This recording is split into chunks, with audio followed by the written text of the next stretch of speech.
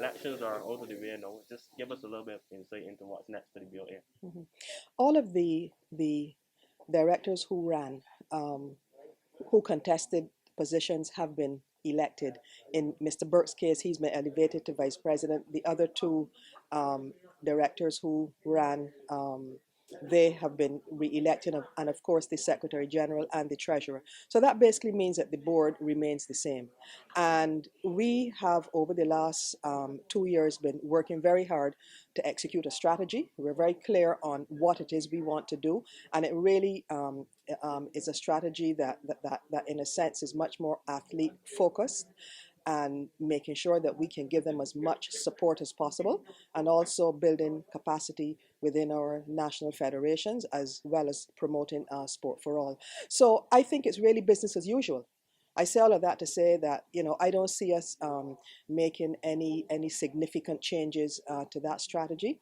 I had indicated to the national federations that we're going to hold a board retreat soon, in which we try to do a relook of the strategy, a refresh, to see whether we're on track, to see whether it's still fit for purpose. But I don't anticipate that we're going to have any significant changes coming out of that.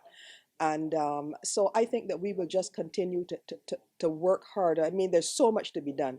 There is so much to be done, and I think that there's so much more that we can do, not just for our elite athletes, but athletes in the community as well, and people in the community, just for them to stay active and get fit.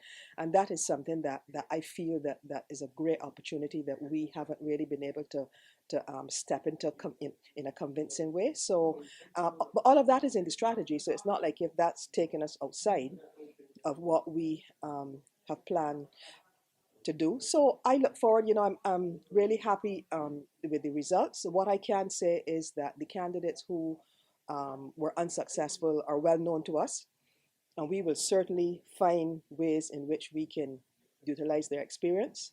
And because I feel that everybody has a contribution to make, and anyone who is interested enough to run, I think is interested enough, hopefully, to work with us. So we will be reaching out to them to see in what ways we can bring them closer into the fold. Certainly, Mr. Bennett is already on 2 commissions. Mr. Bynoe is on 1 commission.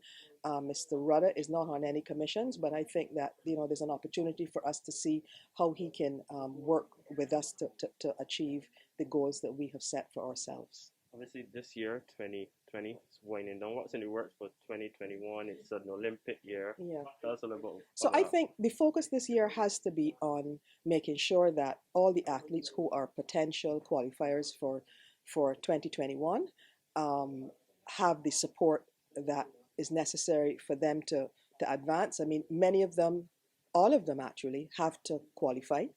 And so that means attending competitions. It is going to mean some travel. Each sport, of course, is different. So there goes, you know, there are going to be challenges with various sports. But I think that is the focus, because we don't really think that there's going to be much else that we see that we will be doing this year.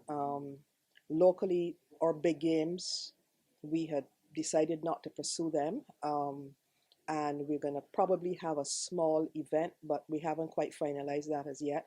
And I think fundamentally it's a matter of trying to get ready for 2021, because in 2021 we have Tokyo 2020, we have the Junior Pan Am Games, and we have the Caribbean Games in Guadeloupe. So there are 3 sets of games that are coming up in 2021, and I think that we need to be ready for them, to make sure that we have a contingent that's ready to compete in a meaningful way. Thanks a lot, Ms. Osborne. Okay, thank you.